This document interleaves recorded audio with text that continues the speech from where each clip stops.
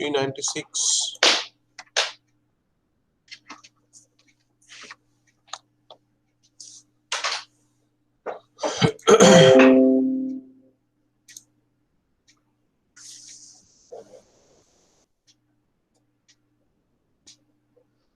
এই সেকশন 2টা শুরু হবে। হ্যাঁ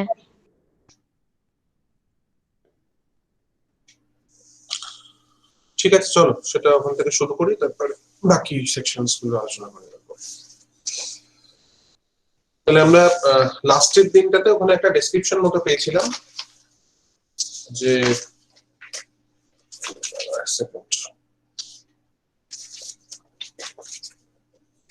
লাস্ট সেকশনটা একটুখানি পড়ি, ওখানে কি ছিল। She must have connections with the fugitives. The cause for fear is elsewhere. The ones who remain have lived a long time in the primitive world of the forest. They keep company with the poor harvest workers and the tribals. They must have forgotten book learning. Perhaps they are orienting their book learning to the soil they live on and learning new combat and survival techniques. One can shoot and get rid of the ones whose only recourse is extrinsic book learning and sincere intrinsic enthusiasm. Those who are working practically will not be exterminated so easily. Therefore, Operation Jharkhani Forest cannot stop. So ultimately, reason the words of warning in the Army Handbook. Fundamentally, you can find that these are the lines, these are the references, what is taken for consideration here. To some extent, as I've mentioned, that the text is obviously a kind of criticism, a critique of the basic temperaments associated with the army movement regarding subduing the revolutionaries, subduing the people who are protesting for their essential needs. So the words that have been spoken here, these are the lines actually. Here you will find that she must have connections with Brigadier, etc. So everywhere, each and every kind of term or terminology that have been used here, you will find that these are associated with a kind of fear. That particular term is mentioned here. Why? Because a mass movement is another word, and that particular mass movement is to some extent against the against the established, rules and politics and power. That is the power orientation. When the margin is fighting against the center, so either hook or by crook, you have to subdue them. That is the fundamental reason. And here it says that Operation Jharkhani Forest. Now, this particular phrase or this particular, the series of words, maybe Operation Jharkhani Forest, it doesn't mean that it is actually referring to Jharkhani Forest alone. Rather, you will find that Jharkhani Forest is actually referring to any other forest in India, and not only India, but also in the other parts of the world, where you will find that this particular kind of practice is continuing, this subduing, or to subdue the power and authority that have been taken care of. These are actually continuing. And the Army Handbook, this particular term, is also being criticized in this particular form. So then the second section actually begins in this particular way. It says, catch Draupadi Maiden. She will lead us to the others. Draupadi was proceeding slowly. So here you will find what is actually happening. Some theoretical orientation, some mind setup, everything has been already been discussed. Now from this particular section, that is section 2, you will find that these kinds of things have been incorporated. What it says, catch Draupadi Maiden. She will lead us to the others. Who are those others? Others means the persons who are actually engaged in such kind of movement and something like that. It says, Dopti was proceeding slowly with some rice knotted into her belt. You see that up to this particular situation, up to this particular portion, we have been introduced, Dopti has been introduced to us from the person or from the perspective of the police personnel, from the perspective of the army people, from the perspective of the authority. Now, when we find, we the readers, when we find Dopti appearing in this particular story, we cannot match the particular form of narrative that have been described previously. Why? Because the way Dopti has been presented or treated, or maybe represented rather, we have found that she was a most powerful, a hooligan to some extent, who is moving against government, who is moving each and every kind of action that have been propounded by government. But here you will find that Dopti is proceeding slowly with some rice knotted into her belt. So that is not the fundamental thing. You see that means previously or up to the last section, what we have been informed about Dopti, we have found that probably she is the source of all power and something. But when she appears in front of us, we find that the appearance doesn't actually match the kind of narrative that have been provided by the previous personages. So catch Dopti Majan, she will lead us to the others. Dopti was proceeding slowly with some rice knotted into her belt. Mushai Turu's wife had cooked her some. She does so occasionally when the rice is cold. Dopti knots it into her waistcloth and walks slowly. It actually happens because it is the basic need that that she has to live a life completely in the forest, and ultimately each and every kind of victuals cannot be found there. So Dopti knots it into her waistcoat and walks slowly. As she walked, she picked out and killed the lice in her hair. So you see that ultimately these are the descriptions to some extent. Why such a kind of a description is overtly being mentioned? Because it actually provides the condition of these women. Okay, and these are actually focusing on the fundamental basics that we generally find regarding the grand narratives. You see, the narrative is altogether to be questioned in the form of the post-structural criticism. We can find that each and every kind of narrative that have been considered as grand, that have been considered as authoritative, all these narratives have to be subverted. All these narratives have to be criticized to some extent, or questioned rather. So here it says that as she walked, she picked out and killed the lice in her hair. If she had some kerosene, she would rub it into her scalp and get rid of the lice. Then she could wash her hair with baking soda. But the bastards put traps at every bend of the falls. If they smell kerosene in the water, they will follow the scent.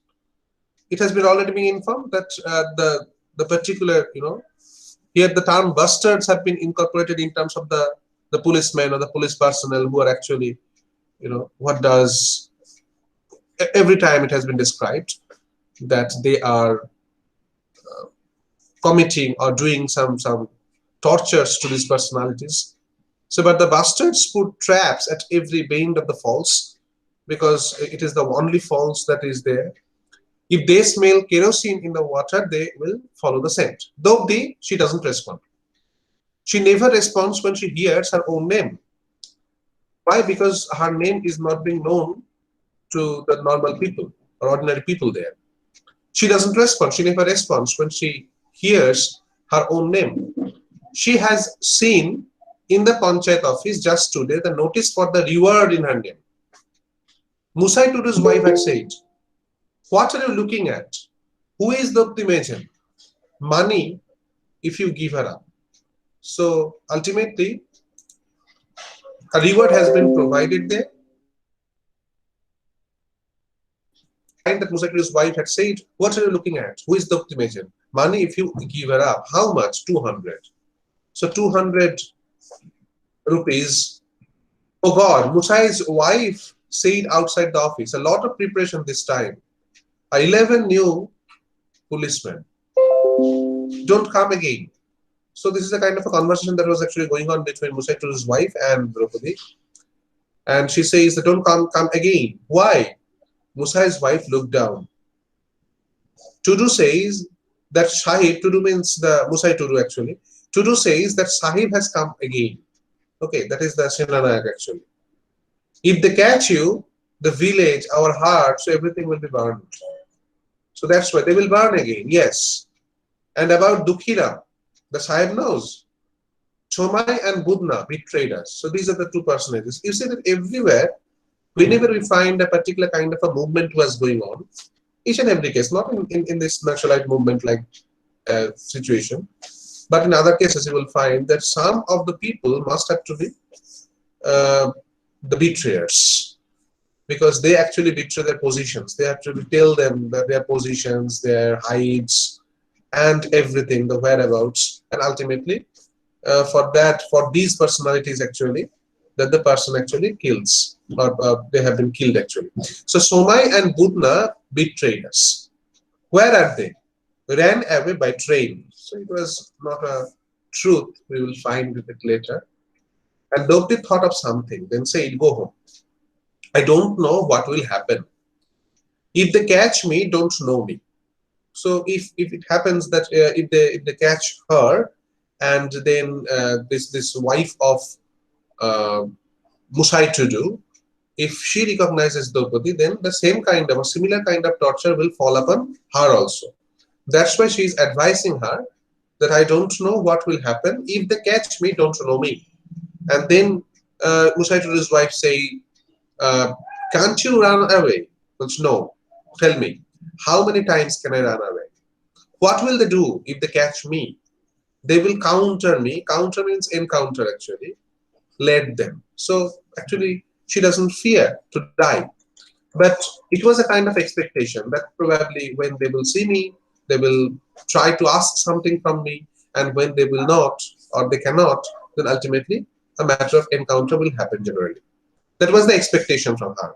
But she doesn't know, actually, it's a kind of an irony. She doesn't know that what is waiting for her. Okay? So Musai's wife said, we have nowhere else to go.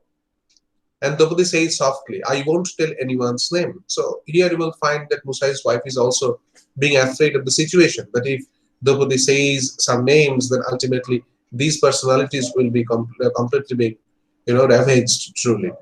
So Draupadi said softly, I won't tell anyone's name. And Draupadi knows, has learned by hearing so often and so long, how one can come to terms with torture. Okay, so when the third degree or fourth degree to some extent, these kinds of tortures are coming, and the persons who are considered to be the rock solid personalities, they also break down. If mind and body give way under torture, they will bite off a tongue. That boy did it. They countered him. When they counter you, your hands are tied behind you. All your bones are crushed. Your sex is a terrible wound, you see. It's another term that is being incorporated there. Killed by police in an encounter, unknown male, age 22. So these will be written on the logbook probably. As she walked, thinking these thoughts, Draupadi heard someone calling. Draupadi, she didn't respond. She doesn't respond if called by her own name. Here, her name is Upi Mejen or Upi Mejen. Okay, it's not Draupadi Mejen, because the name is has become a renowned name, and that's why she has to take another name here. It's Upi Mejen. But who calls? Spines of suspicion are always furled in her mind. Hearing Draupadi, they stiffen like a hedgehog's. Walking, she unrolls the film of known faces in her mind. So, who could it be? And she was actually thinking about the persons who are known to her. Who? Not Shomra. Shomra is on the run. Shomai and Budna are also on the run for other reasons. Not Golok. He is in Bakuli. Is it someone from Bakuli? After Bakuli, her and Dulna's names were Upimechen and Matang Maji. Here, no one but Mushai and his wife knows their real names. Among the young gentlemen, not all of the previous batches knew. So nobody knows actually regarding the real identity, regarding the real name of this woman. That was a troubled time, and now here you will find that somehow the narrative actually goes to the past section. Okay, it moves far and backward. It says that that was a troubled time. Draupadi is confused when she thinks about it. Operation Bakuli in Bakuli. Surja Sahu arranged with Bidi Babu to dig two tube wells and three wells within the compound of his two houses. So you see that each and everywhere is something disturbing, as we can see that everywhere, whenever a particular kind of description has been made regarding the reason of such kind of movement, regarding the reason for such kind of protest and something like that, we find that they are actually fighting for the basic needs, where it is food, whether it's shelter, or whether it's water. And here you will find that the problem actually arises with such a kind of situational problems. So Surja Sahu arranged, and we know that somehow when our constitution, that means the Indian constitution, is always taking care of the essential needs that you need. বেঁচে থাকার অধিকার যেটা বলা হয় আর কি, right to live, এটা তো একটা খুব fundamental important area in case of our constitution, as we know. But somehow, in spite of the presence of such kind of act in our constitution, we cannot find that in reality. Okay, specifically the persons who are Dalit, specifically the person who are coming from the lower section of the society, that right to live, this particular term has become a farcical one. So that's why you will find that if we are considered to be the thoughtful personalities, though we can find that it's a kind of a movement that is anti-establishment, against anti-establishment, against the authority, but at the same time they're fighting for what? Do they fighting for do they fight for something luxurious and something a kind of huge form of betterment that will come upon them? No, but ultimately their crisis, their search, their movement, everything was wasted on some the essential needs like food and shelter and water. So here is a particular reference for what a particular kind of a problem has actually occurred. It says that Surja Sahu arranged with Bidi Babu to dig two tube wells and three wells within the compound of his two houses. No water anywhere, drought in Birbhum, you see, khora cholche okhane. But unlimited water at Surja Sahu's house, as clear as a crow's eye. That means crystal clear water was there. And then when everything is burning, she says, get your water with canal tax. And he says that, what is my profit in increasing cultivation with tax money? And everything is on fire. Get out of here. I don't accept your panchayat nonsense. Increase cultivation with water. You want half the paddy for sharecropping? Everyone is happy with free paddy? Then give me paddy at home, give me money. I have learned my lesson trying to do you good. What good did you do? Have I not given water to the village? So ultimately here you will find that these are the basic needs. Somewhere we can find that in each and every kind of village authority, when a person is gaining his capital, a person is gaining his money, at the time, with the help of the power, that is the monetary power, always the different patterns of exploitation is always in work. And somewhere you will find that they are in search of money, somewhere they are in search of food, that is the food grains actually, and different kinds of exploitation is going on. And when somebody asked that, so I have learned my lesson trying to do you good, and the question was, what good did you do? And he says that, have I not given water to the village? But the problem is, you have given it to your kin, that is the relative, Vagunal. Don't you get water? No, the untouchables don't get water. So at one point you can find that the class differentiation is coming to the forefront. At one point there are gender-oriented differentiation is coming to the forefront.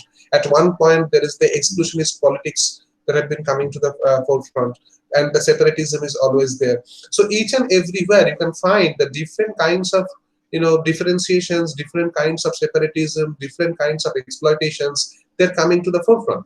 So fundamentally, whenever we think about this particular text, we find that the primary focus is always given on the separatism. Okay, or the separatism on the basis of class, race, culture, gender, whatever you may think.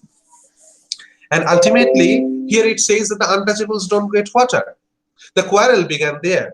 In the drought, as you can see, the human patience catches easily, generally, because the people are suffering from different kinds of crises, and when you know it actually fired the brain, and ultimately the temperament certainly got loose. So it says that in the drought, human patience catches easily. Satish and Jugal from the village, and that young gentleman was Rana, his name. Okay, said a land owning moneylender won't give a thing, put him down. So generally, what happens? So ultimately, you will find that in such a kind of situation, okay, when they cannot keep their patience, and ultimately when everything is going against them, everything is going against their need, at that time the people suddenly becomes violent. It happens. Surya Sahu's house was surrounded at night. Surya Sahu had brought out his gun. Surya was tied up with Kaurav. His whitish eyeball turned and turned. He was incontinent again and again. Dulna had said, I will have the first blow, brothers. My grandfather took a bit of paddy from him, and I still give him free labor to repay the debt. So that actually happens, we know. That in the villages and in not today. Today there are some different kinds of politics have been incorporated, but in the previous decades, for a few decades, we have found that these have become myths to some extent. You see that one particular generation, it's to some extent lending something, and the debt was continuing towards generations by generation. So these were becoming myth. So Dopti had said his mouth watered when he looked at me. I will pull out his eyes. So it's a different kind of crisis, you see. At one point, the crisis is associated with money. At one point, it is associated with the rights and the basic needs. At one point, the crisis is associated with the physical torture and voluptuousness, and the physical exploitation and something like that. So the differentiation, and at the same time the exploitation is being pointed out, is being presented in different way. Okay, the exploitation was there, the different kinds of exploitations are there, the subjugations are there, but at each and every point you will find that the focus is being provided in a different way.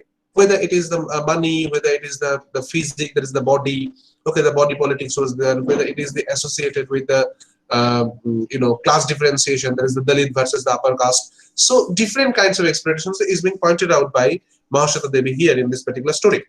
Surya Sahu, then a telegraphic message from Shuri, special train army. What happens, that everything has been taken care of, and special train army, the jeep didn't come up to Bakuli, march, march, march, the crunch, crunch, crunch of gravel under the hobnail boots, cordon up, commands on the mic, Jugal Mandal, Satish Mandal, Rana alias, Probir alias, Deepak Dulna Maji, Dog Dimajan, surrender, surrender, surrender. So somehow these are the words, okay? The repetitive utterances of these kinds of words, the repetitive utterance of these kinds of sounds, these are actually propagating a kind of, critical contention. Okay, as I mentioned that these are the activities that have been completely been critiqued by Mahashata Devi in these actions. Because these are the repetitive actions, and you can find that whenever it is the matter with the policeman and certainly the army people and different kinds of exploitations going on. Everywhere it has been found that justice is to some extent justice can be bought. Okay, because these are the activities that are associated with the upper class. These are the activities that are associated with the capitalists, or maybe the persons who have more cash than usual. So at that very moment, at that very point, what uh, it says the crunch, crunch, crunch of gravel under hobnail boots, cordon up, comments on the mic, Jugal Mandal, Satish Mandal, Rana alias, and Probir alias, Deepak, Dulna Maji, Dobdi Majan, surrender, surrender, surrender. No surrender, surrender, or no surrender, surrender. Mau, mau, mau down the village, pat, sound, cordite in the air, pat, round the clock, pat, sound. So these are some repetitive actions, and these are actually the sound of firing. Flamethrower, Bakuli is burning. More men and women, children, fire, fire. Close canal, okay, approach. Over by nightfall, Dobdi and Dulna had crawled on their stomachs to safety. And that actually happened. You see, that with the help of such kind of words, with the help of such kind of repetitive terminologies, we have been completely being informed that what was happened there. And they couldn't have reached Paltakuri after Bakuli. Bhupati and Tapa took them. Then it was decided that Dobdi and Dulna would work around the Jharkhami belt. So after that particular incident, they have been treated as the, they are the movement makers to some extent, and ultimately they are chosen that they will work for the Jharkhandi belt. And Dulna had explained to the deer, this is best. Okay, the life we have actually led, that was not to be considered as a life, because it was the life of imprisonment, it was the life of torture, it was the life of suffering, it was the life of subjugation. So ultimately we will not follow that particular kind of life. So it is better to lead a life in this particular way. It is best actually. We won't get family and children this way, but who knows, landowner, moneylender, policeman might one day be wiped out. So obviously it's an utopic concept, because each and every time you cannot actually fight against the state power, you see. Okay, the state power, the state politics, the national politics, everywhere you will find a subjugation is always involved. And but ultimately, you see that in spite of such kind of knowledge, in spite of such kind of knowing, you are actually activizing to some extent, or activating a particular kind of principle within you. And with this particular kind of principle, you are actually moving. So who called her from the back today? So up to that particular portion, we have found that everything has been described in terms of the past, how Dobdi and Dulna came to that particular form, okay, and what actually happened to them. So who called her from the back today? And Dobdi kept walking. Villages and fields, bush and rock, public works department maker, sound of running steps in back. So she was listening actually. Different kinds of words are coming. Only one person running. Jharkhandi forest, where Draupadi has to go. So Jharkhandi forest still about 2 miles away. Now she thinks of nothing but entering the forest. Okay, but she cannot do this. She must let them know that the police have set up notices for her again. Okay, but that means the persons along with her, those personalities who are actually the activists, and they have to be informed about such kind of movement that have been made by policemen. She must tell them that the bastard Sahib, that is the Senanayak, has appeared again. Must change hideouts, okay, because these have been completely being known to them, and ultimately if they cannot change, if they do not change the hideouts, then it might happen that the people will come, that means the policemen will come and certainly kill them. So they must change the hideouts. Also the plan to do to Lokhi Bera and Naran Bera, what they did to Surya Sahu on account of the trouble overpaying the field hands in Sandra must be cancelled. So some activities must have to be cancelled there. Chomai and Budna knew everything. There was the urgency of great danger under these reeds, because everything has to be informed. Now she thought there was no shame as a shautal in Chomai and Budna's treachery. Okay, Dobdi's blood was the pure, unadulterated black blood of Champabhumi. Okay, so here you will find that somehow regarding the originality, regarding their positioning, regarding their the standpoint, a different kind of orientation has been taken. Because here Somai and Budna, they are the treacherous persons, this has been pointed out, and Draupadi says, that the blood is being incorporated. He says that Draupadi's blood was the pure unadulterated black blood of Champavuni. So from Champa to Bakuli, the rise and set of a million moons, their blood could have been contaminated. Dobdi felt proud of their forefathers. They stood guard over their women's blood in black armor. But Shomai and Budna are half-breeds, the fruits of the war, contributions to Radha Bhumi by the American soldiers stationed at Shiandana. So eventually it has been pointed out that probably these are the two persons who have been mentioned here. Why they are considered to be the half-breeds? Because their birth was due to the sexual contaminations to some extent, you see, because eventually the American soldiers were actually stationed at these positions. So eventually the different kinds of the physical violations and rape actually happened there, and the byproducts have been associated with this particular form. So contributions to Radha Bhumi by the American soldiers stationed at Shiandanga. Otherwise, crow would eat crow's flesh before Shautal would betray Shautal. So what it says actually, you see here you will find a kind of differentiation is altogether made between the Shautals and the persons who are the half-breed. Okay. And she says that if anybody was belonging to that particular caste, if anybody was belonging to their own sect, religious sect, and as well as cultural sect, then they would not betray them. But as these are the two persons who are half-breeds, in whom we can find the blood of the Americans are going on, so therefore such a kind of activity was not very unusual for them. So a mutual form of understanding is being there. So at some time, footsteps at her back. Okay, the states keep a distance, rice in her belt, tobacco leaves tucked at her waist. Orijit, Malini, Shamu, Mantu, none of them smokes or even drinks tea. Tobacco leaves and limestone powder, best medicine for scorpion bite. Okay, nothing must be given away. Dobdi turn left. This way is the camp, 2 miles. This is not the way to the forest, but though still, she will not enter the forest with a cop at her back. I swear by my life, Dulna, by my life, nothing must be told. So these were the kinds of oaths that they have taken. The footsteps turn left, though the touches her waist. In her palm, the comfort of a half moon. Okay, what is half moon? It's a baby sky. Okay, half moon shaped. It's a crescent shape actually. Okay, and it's a kind of a weapon that they carry. So in her palm, the comfort of a half moon, a baby sky.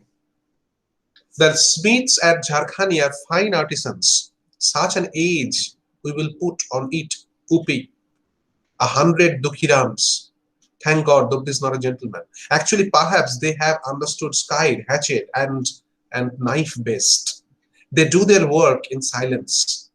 The lights of the camp at a distance. Why is Dobdi going this way? Stop a bit, he turns again. Huh? I can tell where I am if I wander all night with my eyes shut. I won't go in the forest. I won't lose him that way. I won't outrun him. You fucking jackal of a cop, deadly afraid of death. You can't run around in the forest. I would run you out of breath, throw you in a ditch and finish you off. Not a word must be said. And Dobdi has seen the new camp. She has sat in the bus station, passed the time of day, smoked a bidi, and found out how many police convoys had arrived, how many radio vans, squash 4, onion 7, peppers 50. Okay, these are the colors actually. A straightforward count. This information cannot now be passed on. They will understand that the Majan has been countered. Then they will run. And then Orijit's voice. Orijit is a very important character because you see that Orijit, this particular character is not being focused, is not being directly taken place or maybe arrived in this particular story.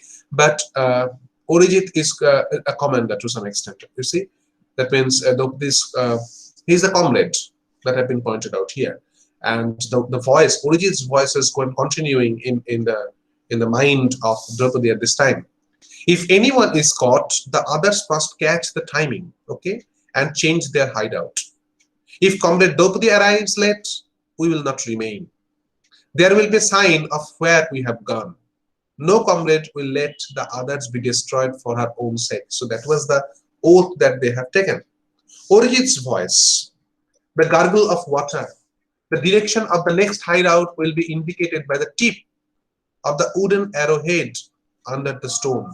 So ultimately, these are the signs that if Draupadi arrived late, then ultimately these will be the sign with which she can go there, okay, or find them.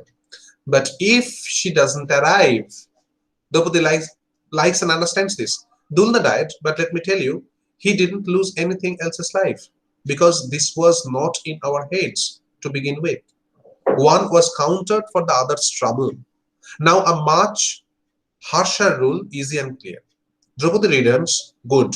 Doesn't return, bad. Change hideout. So if Draupadi returns, it is good. If she doesn't return, it is bad, and that means that we have to change our hideout. The clue will be such that the opposition won't see it, won't understand, even if they do. Footsteps at her back, Draupadi turns again. These 3.5 miles of land and rocky ground are the best way to enter the forest. Draupadi has left that way behind. A little level ground ahead, then rocks again. The army could not have stuck camp on such rocky terrain. This area is quite enough.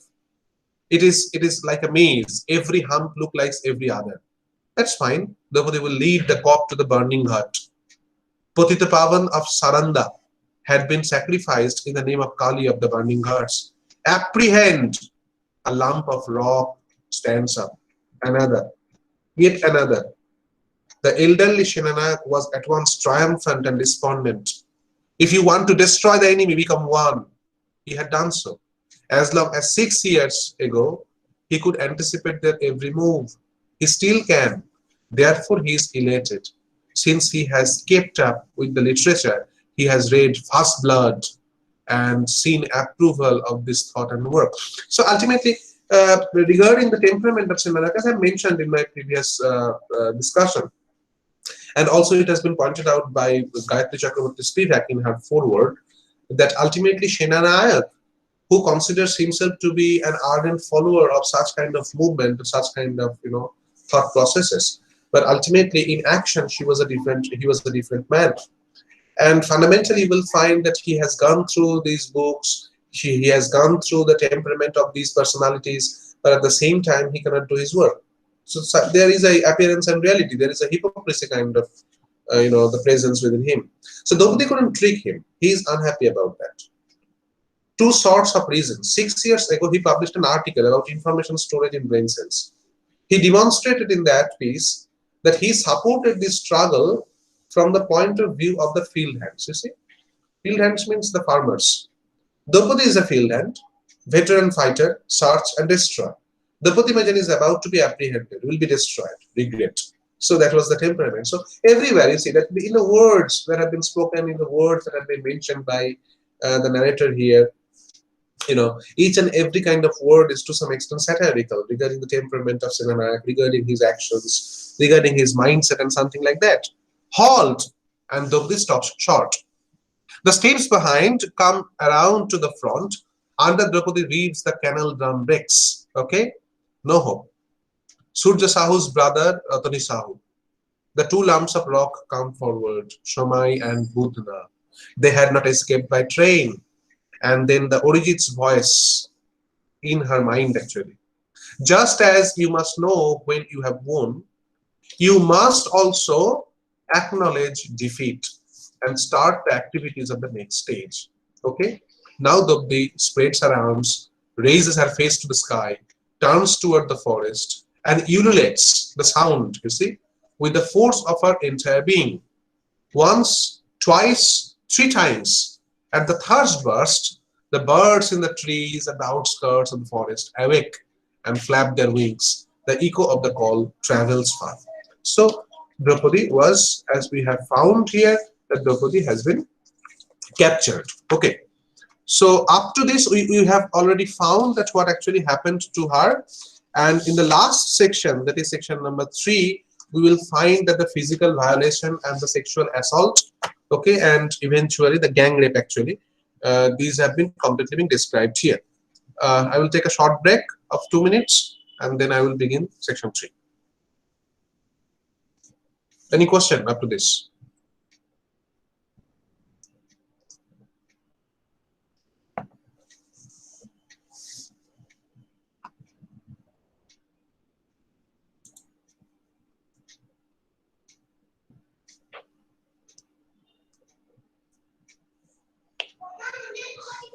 Any প্রশ্ন আছে কোনো?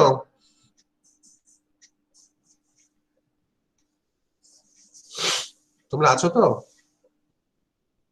হ্যাঁ sir, প্রশ্ন নেই। ওকে, আচ্ছা আমার একটা কথা বলো তো, আমরা মঙ্গলবার কি পড়বে?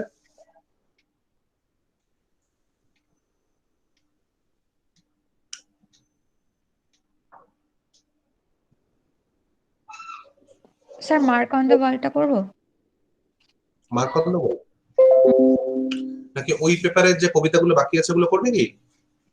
আপনার যা খুশি।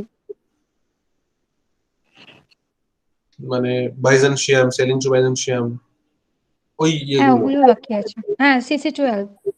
হ্যাঁ স্যার ওগুলোই পড়ান।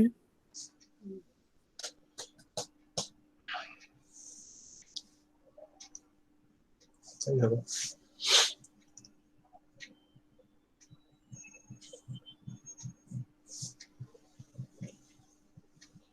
আমাদের মানে আগামী 3 তারিখ, বুঝলে, মানে আজকে 31 তারিখ, 3 তারিখে একটা মিটিং আছে সমস্ত ভিসিদের সাথে, পার্থ চট্টোপাধ্যায়।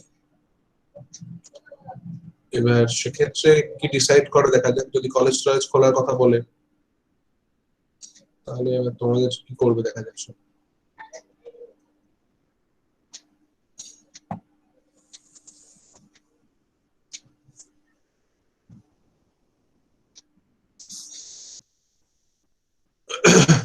মানে এমনি নোটিশ দিয়েছে ব্লেন্ডেড মোডে, আর আমাদের কাছে খবর হচ্ছে 7 তারিখে ভোট ডিক্লেয়ার হবে আর কি। তার মাঝখানে যদি কিছু খোলে টোলে আর কি। স্যার ভোটের আগে খুলবে বলে মনে হচ্ছে না তো, কি জানি বাবা। আসলে প্রচুর মুভমেন্ট চলছে, জানো তো, অনেকগুলো ইউনিভার্সিটির মুভমেন্ট করছে সব রিসার্চ স্কলাররা। হ্যাঁ, কালকে প্রেসিডেন্সি নেমেছিল রাস্তায়। কলেজ খোলার জন্য? হ্যাঁ, ক্যাম্পাস না করলে অসুবিধা হচ্ছে না। মানে যারা স্কলার তাদের তো মেইনলি প্রবলেম গুলো হবে, আমরা তো কোনো ব্যাপার নেই। আর তোমাদের ধরো মানে আমাদের আর্ট সেকশনে ধরো এটা নেই, প্র্যাকটিক্যাল। প্র্যাকটিক্যাল নেই, হ্যাঁ। কিন্তু প্র্যাকটিক্যাল বেস সাবজেক্ট গুলো কি ভয়ানক পরিস্থিতি, বুঝতে পারছো না? ওটাই ব্যাপার। তুমি তো জানো, 1 বছর পড়েছো তো তুমি। হ্যাঁ স্যার।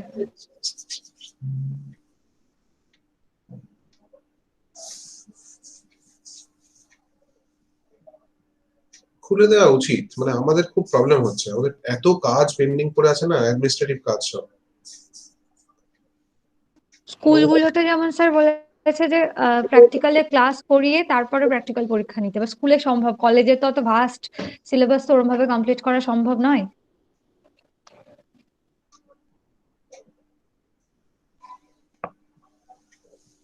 সবই হচ্ছে মাঝখান থেকে এই একটা বছর তোমরা কি পড়াশোনা করলে এটা নিয়ে হচ্ছে প্রশ্ন। মানে গ্রাজুয়েশন হয়ে যাচ্ছে ঠিকই, কিন্তু কাজের কাজ কি হচ্ছে আদৌ? তোমরা ধরো সবাই যারা পড়াশোনা করছো সবাই তো আর ডাব্লিউবিসিএস এর দিকে যাবে না বা কম্পিটিটিভ দিকে যাবে না, কেউ কেউ তো থাকবে যারা তোমরা একাডেমিক লাইনে থাকতে চাইবে।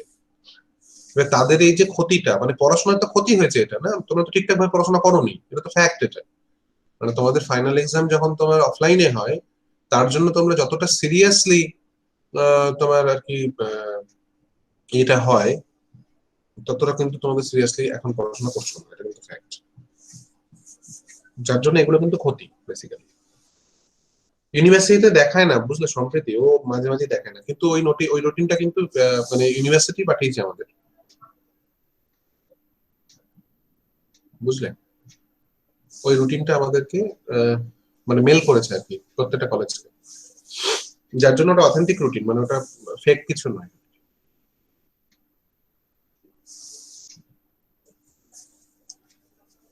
সবসময় টাইম টু টাইম চেঞ্জ হয়, তবে এটা কিন্তু সাবজেক্ট টু চেঞ্জ, কিন্তু আমি বললাম মানে ডেটটা চেঞ্জ করবে না, কিন্তু মোডটা কিন্তু চেঞ্জ হতেই পারে। ক্লিয়ার?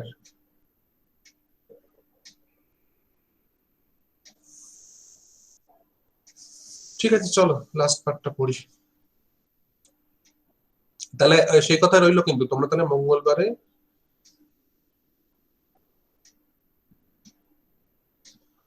ওকে, বলছি যে মঙ্গলবারে তাহলে আমরা ডাব্লিউবিএস করবো, হ্যাঁ, এটা মাথায় রেখো। চলো, আজকেই তার মানে আমাদের online last class basically. Tuesday কোথায় যাবে তুমি? তোমার কি মাইক্রোফোন অন হচ্ছে না?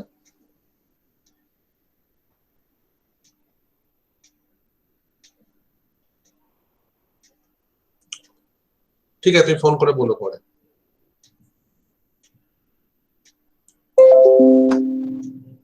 চলো, so let us begin with the third section, the most problematic section actually. disturbing section too. So Draupadi Majan was apprehended at 6:53 p.m.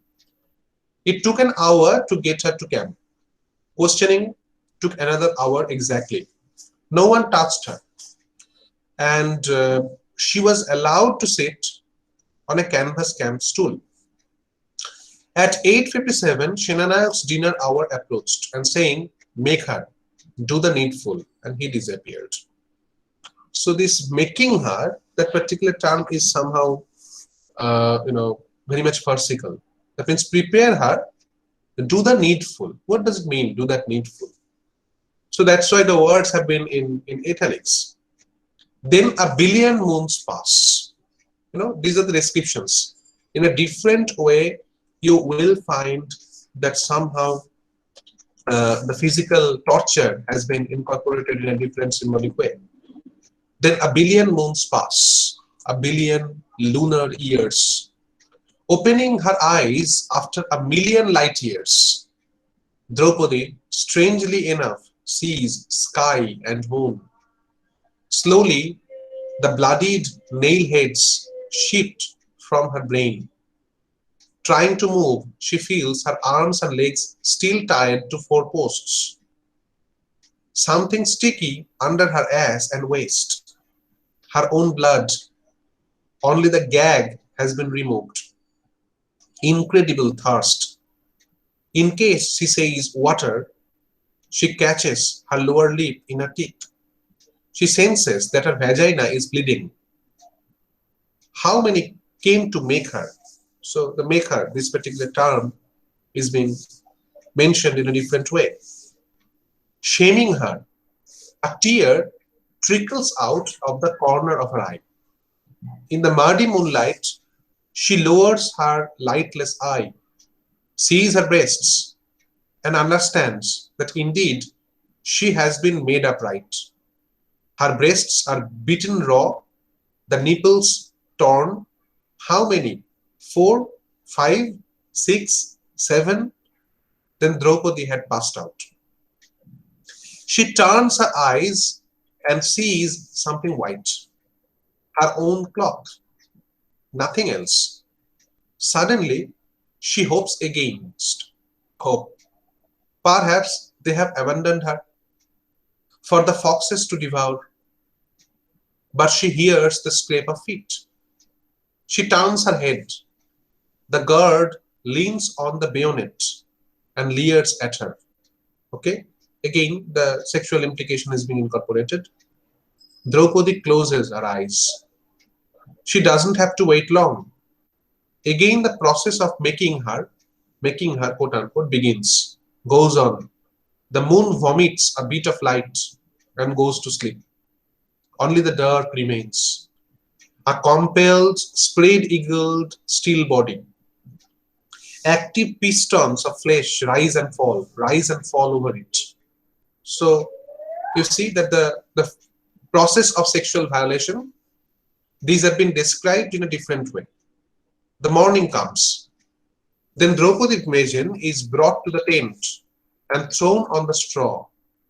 A piece of cloth is thrown over her body.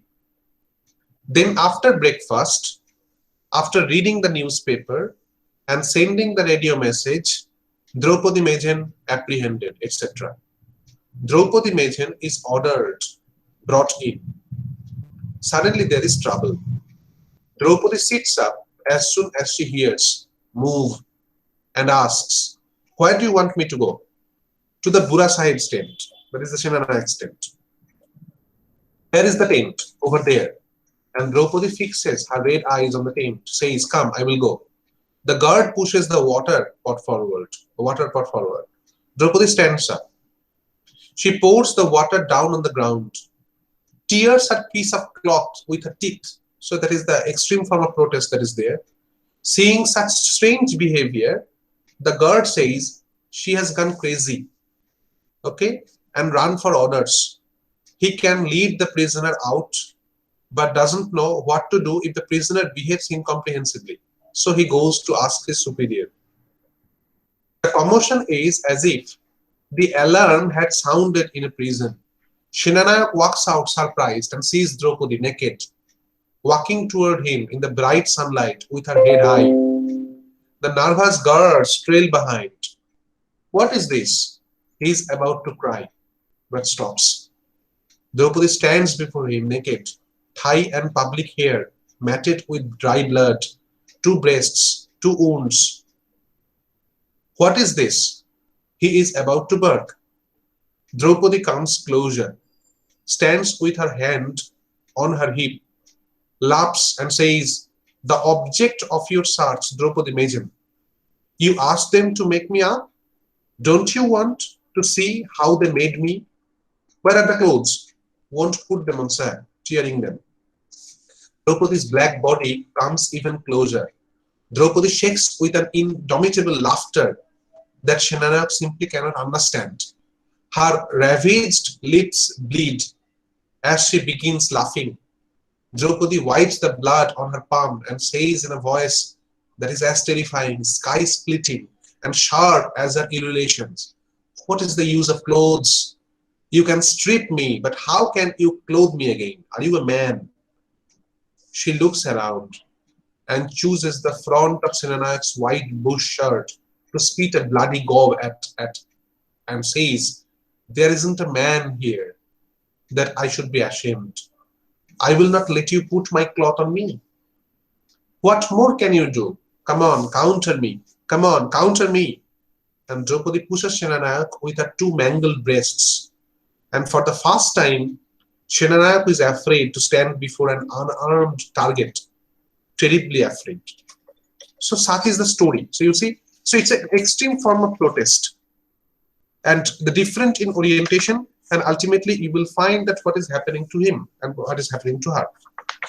Nothing to say about, because you can understand everything that has been spoken here. Now I must move towards the forward again. Okay, what has been described in the first part of this particular story. As I mentioned, that these are very significant and important. Give me 1 or 2 minutes and I will find it.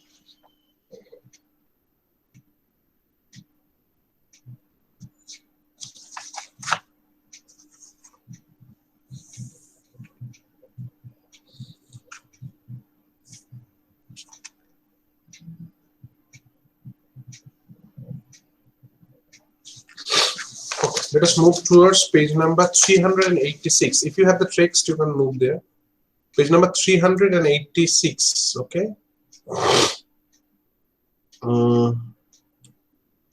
Okay.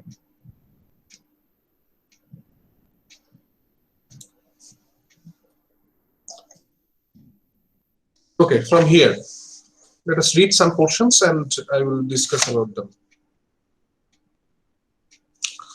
What it says, probably a fundamental question regarding the setting of Draupadi, regarding the title of Draupadi. It is something very much problematic, that why such a woman is being named as Draupadi.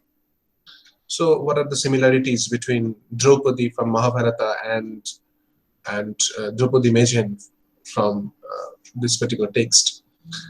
So these have to be discussed in detail. What happens, that here is a kind of a description has been made regarding the situation, regarding the setting of Draupadi. It says that in 1970, the implicit hostility between East and West Pakistan flamed into armed struggle. We know that it actually happened in 1971 at a crucial moment in a struggle. The armed forces of the government of India were deployed, seemingly because there were alliances between the Naxalites of West Bengal and the freedom fighters of East Bengal, now Bangladesh. I have mentioned about this particular section in my previous class also. So it says that if a guerrilla-style insurgency had persisted, these forces would undoubtedly have come to dominate the politics of the movement. It was this trend that the Indian authorities were determined to preempt by intervention, taking advantage of the general atmosphere of jubilation at the defeat of West Pakistan, India's principal national rival in South Asia. This was also the first time India had won a war in the millennial history. The Indian Prime Minister was able to crack down with exceptional severity on the Naxalites and destroying the rebellious sections of the rural population, most significantly the tribals as well. The year 1971 is thus a point of reference in Shiranayak's career. So this is the setting of Draupadi. As you see, the story is a moment caught between two deconstructive formulas. On the one hand, a law that is fabricated with a view to its own transgression. On the other, the undoing of a binary opposition between the intellectual and the rural struggles. In order to grasp the minutiae of their relationship and involvement, one must enter in historical microbiology that no forward can provide. Okay, what actually happened to them regarding partition and regarding different kinds of orientation. Draupadi is the name of the central character. She is introduced to the reader between two uniforms and between two versions of a name. One is Draupadi and the second one is Draupadi. It is either that as a tribal, she cannot pronounce her own Sanskrit name, that is Draupadi, or the tribalized form Draupadi is the proper name of the ancient Draupadi. She is on a list of wanted persons, yet her name is not on the list of appropriate names of the tribal women. And now, here you will find that Spivak is actually referring to Mahabharata, and in which particular angle, or from which particular angle, the name Draupadi Majan can be related with that of Draupadi from Mahabharata. It says that the ancient Draupadi is perhaps the most celebrated heroine of the Indian epic Mahabharata. The Mahabharata and Ramayana are the cultural credentials of the so-called Aryan civilization of India. As you see, the tribes predate the Aryan invasion. They have no right to heroic Sanskrit names, okay, because there was also the casteism and the caste-oriented differentiations, you see. So neither the interdiction nor the significance of the name, however, must be taken too seriously. For this pious domesticated Hindu name was given Draupadi at birth by her mistress in the usual mood of benevolence felt by the oppressor's wife toward the tribal bondservant. It's the killing of this mistress's husband that sets going the events of the story. Okay?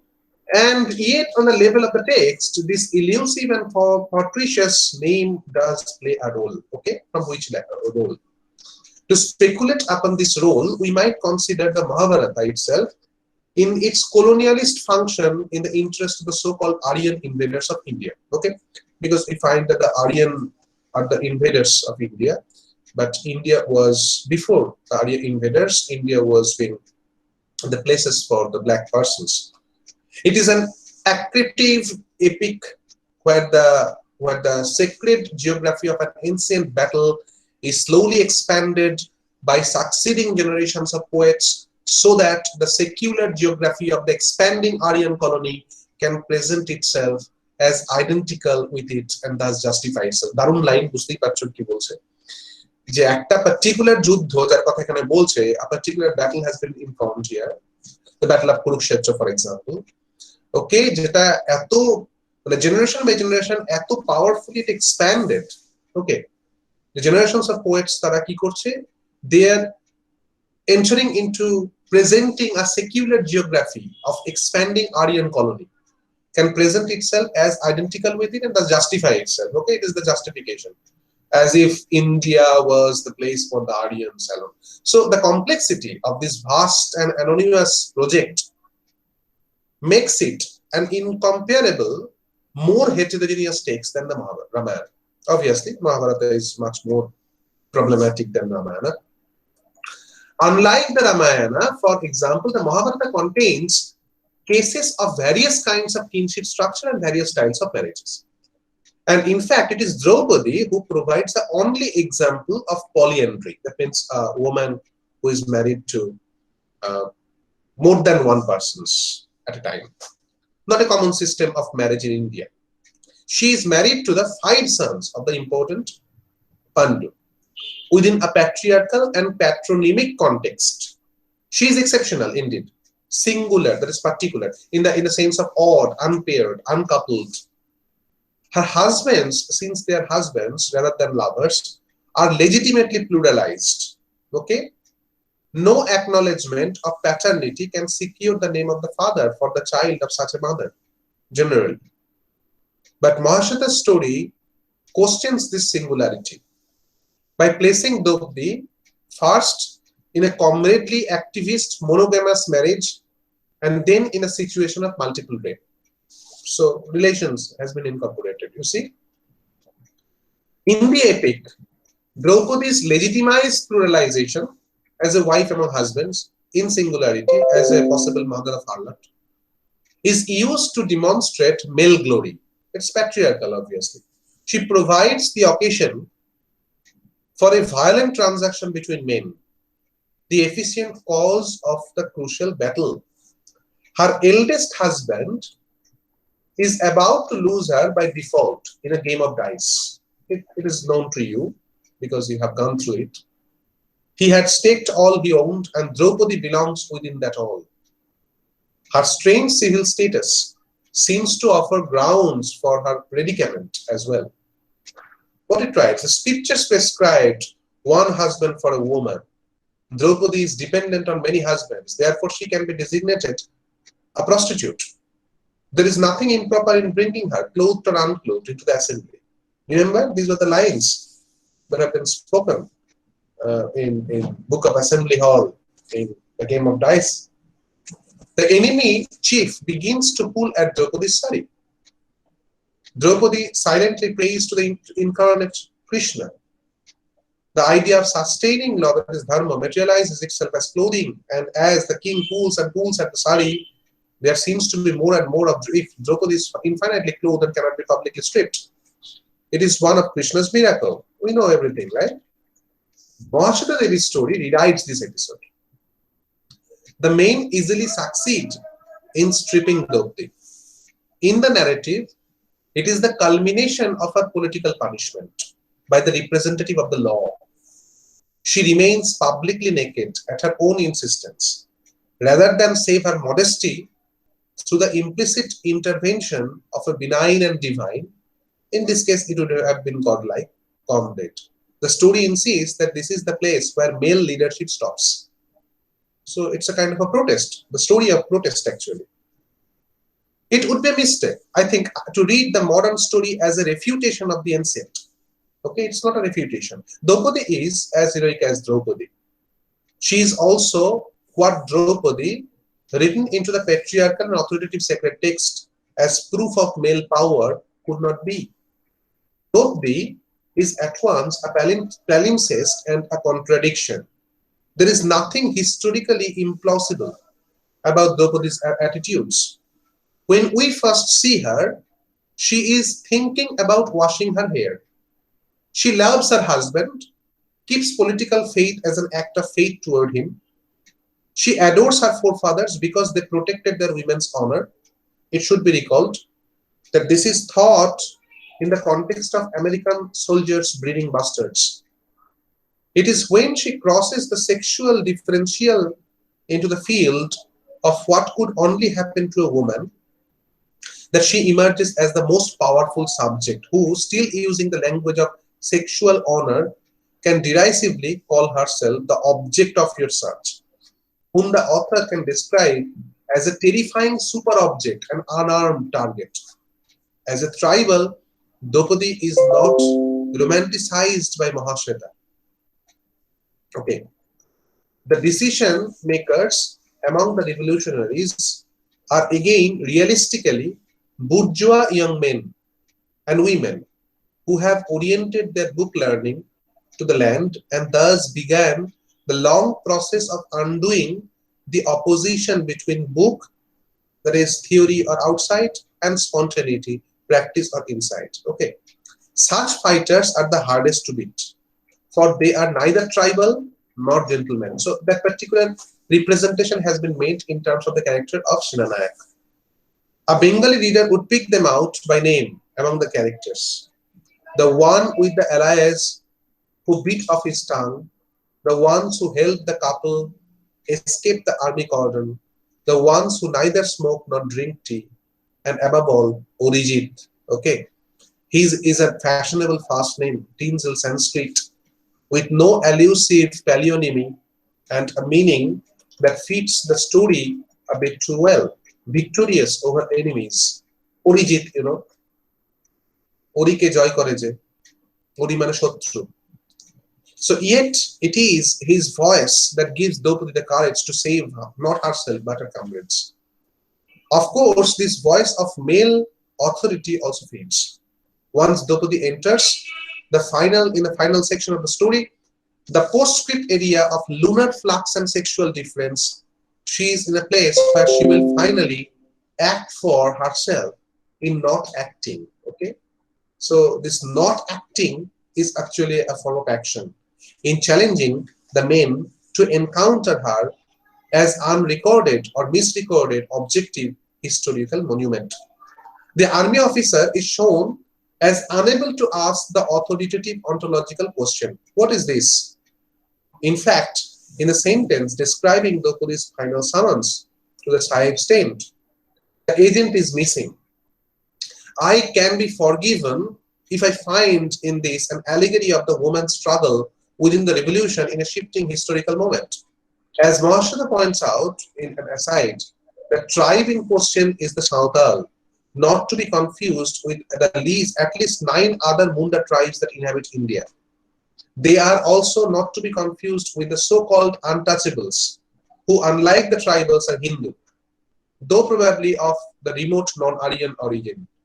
In giving the name Harijan, that is God's people, to the untouchables, Mahatma Gandhi had tried to concoct the sort of pride and sense of unity that the tribes seem to possess, but Mahashada Devi has followed the Bengali practice of calling such so-called untouchables caste by the name of his menial and unclean task within the rigid structural functionalism of institutionalized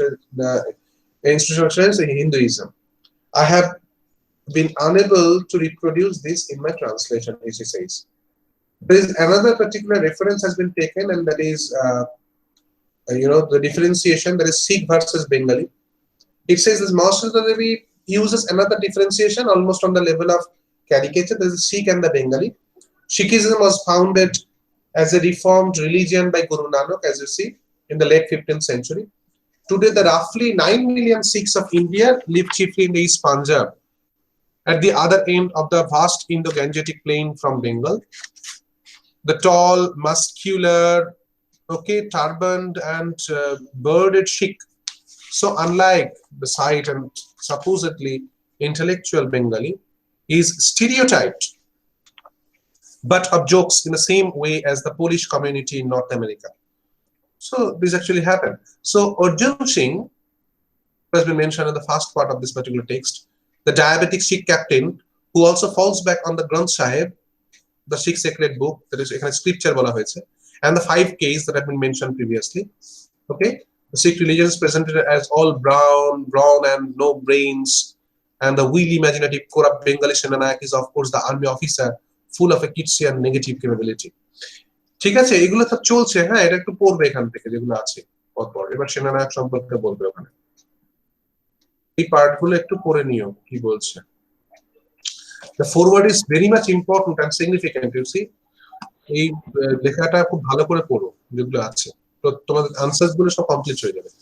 So now let us think about the topics, কি কি পড়বে এখান থেকে।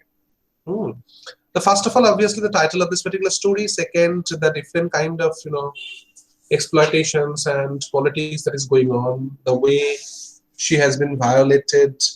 Some descriptions are also there. 2 master's question can also come regarding the names and the particular kind of descriptions that have been made here. Okay, the character of Senanayak you can take into association with them. Draupadi to achei tar sathe, এবং ওই sexual violation related বেশ কিছু sections আসতে পারে, এগুলো একটু ভালো করে পড়ো। আর ওভারঅল যদি তুমি পড়তে চাও তাহলে তোমার ওই যেটা ওখানে বলা আছে আর কি, যে ওই বলো স্ট্রাগল আর কি, ডিফারেন্ট স্ট্রাগলের ব্যাপারটাকে একটু ফোকাস করবে এই জায়গাটা। ক্লিয়ার? তো এই হচ্ছে মোটামুটি তোমার স্টোরি। এরপরে যদি সামনাসামনি যদি বলো কিছু জিজ্ঞাসা থাকলে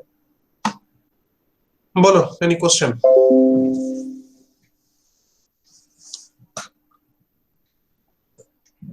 do you have any query? মনে অলরেডি 4 জন চলে গেছে দেখছি, 4 কাটা ছিল কি যেন ভুলে গেছি। আছো তো?